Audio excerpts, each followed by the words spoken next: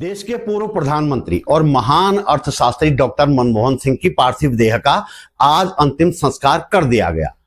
उन्हें दिल्ली में राजघाट के आसपास कहीं 2 गज जमीन नहीं मिल पाई, जैसे कि पूर्व प्रधानमंत्रियों को मिलती रही है। अंतिम संस्कार निगम बोध घाट पर किया गया। मौजूदा स्वयंभू विश्वगुरु ने बेशक डॉक्टर मनमोहन सिंह को उनके जीते जी हार्वर्ड और हार्ड वर्क कहकर उन पर फप्ती कसी हो, बेशक भरी संसद में रेनकोट पहनकर नहाते हैं जैसी घटिया जुमलेबाजी की हो, या फिर उनके निधन के बाद बेशक आम लोगों की तरह निगमबोध घाट पर उनका अंतिम संस्कार करने का फैसला किया हो, इस सब से डॉक्टर मनमोहन सिंह का कद छोटा नहीं हो जाता, बल्कि आपका असली नफरती चेहरा ही इससे उजागर होता है। डॉक्टर मनमोहन सिंह को आप और आपकी नफरती जमात बेशक खूब बुरा भला कहे, लेकिन सच्चाई ये है कि उनके जैसा बनने के लिए आपको 7 नहीं 700 जन्म लेने पड़े तब भी नहीं बन पाओगे। अभिनेता नसरुद्दीन शाह यदि लिखते हैं कि वो आसमां था लेकिन सिर झुका के चलता था, तो बिल्कुल सही कहते हैं। डॉक्टर मनमोहन सिंह के निधन के बाद आप लगातार उनके कार्यों और उनकी योग्यता के बारे में पढ़ रहे होंगे और सुन रहे होंगे। उन्हें गालियां देने वाली जमात पर भी आपकी नजर जरूर पड़ी होगी। मैं यहां उन्हें श्रद्धांजलि देने के लिए लिखी गई 2 लोगों की टिप्पणियां आपके सामने रखूंगा। एक उनके निजी जीवन के बारे में, उनकी सादगी के बारे में है, और दूसरी तकनीकी को लेकर उनके ज्ञान के बारे में। इन दोनों टिप्पणियों को लिखने वाले लोग अलग अलग क्षेत्रों से हैं और दोनों की विचारधाराएं भी अलग हैं। दोनों टिप्पणियां बहुत कुछ बता देती हैं पूर्व प्रधानमंत्री के बारे में। वीडियो में अंत तक बने रहिए।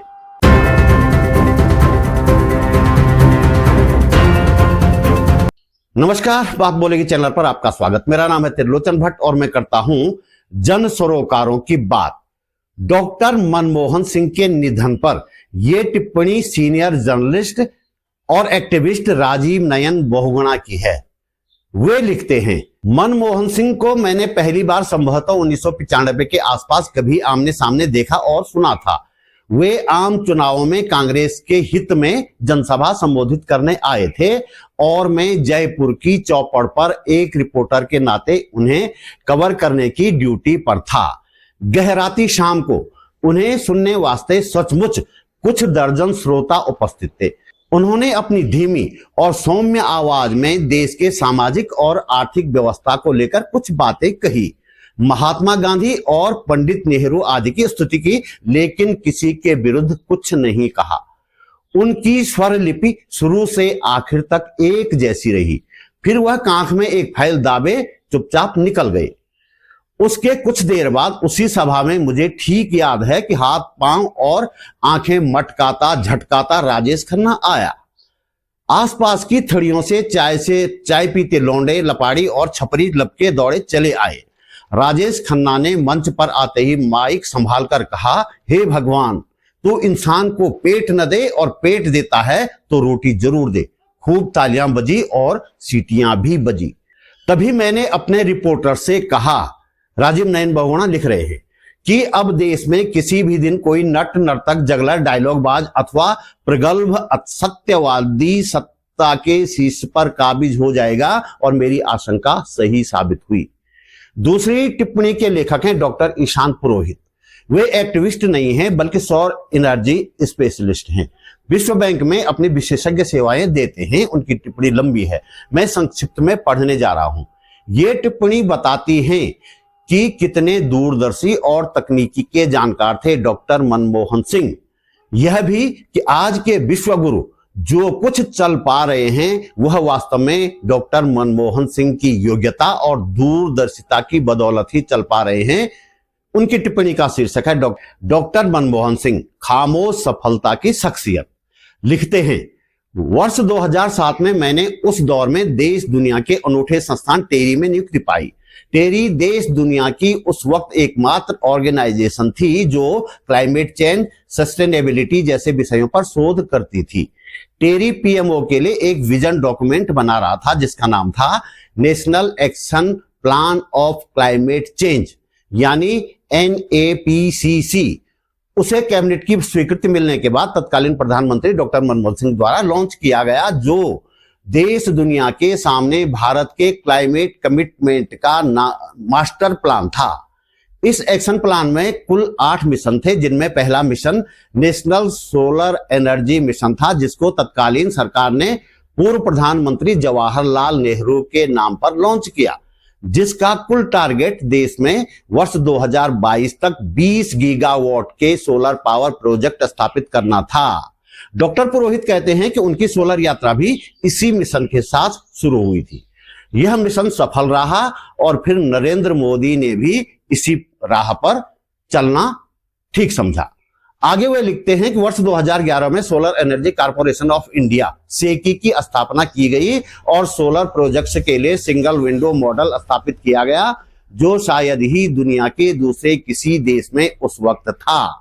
इसी सेकी को पिछले वर्ष नवरत्न कंपनी का दर्जा मिल चुका है।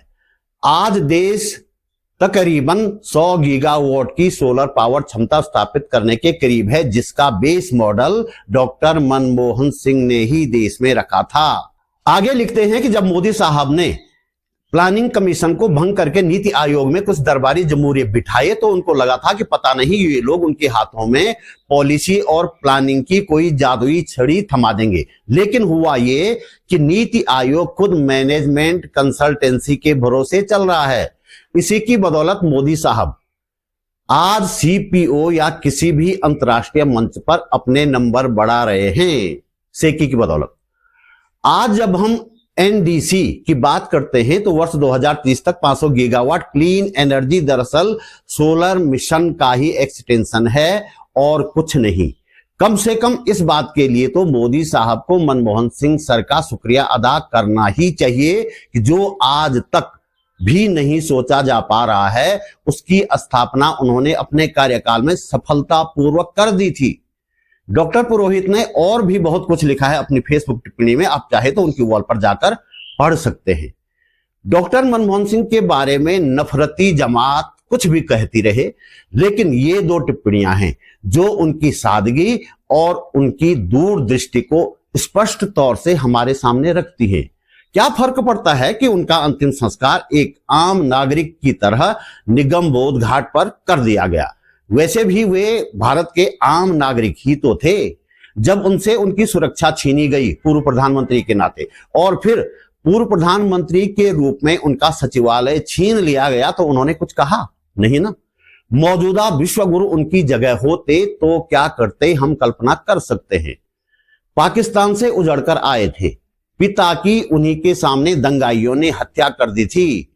किसी तरह नई जगह आकर उन्होंने गुजारा किया और अपना ऐसा बायोडेटा तैयार किया जिसे देखकर कोई भी चौंक सकता है। लेकिन उन्होंने अपनी गरीबी का रोना कभी नहीं रोया। ऑक्सफोर्ड, कैम्ब्रिज से लेकर आरबीआई के गवर्नर और भारत के प्रधानमंत्री होकर भी वे भारत के आम नागरिक ही रहे।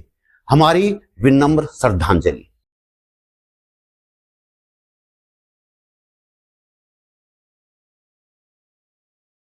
तो दोस्तों, इस वीडियो में इतना ही।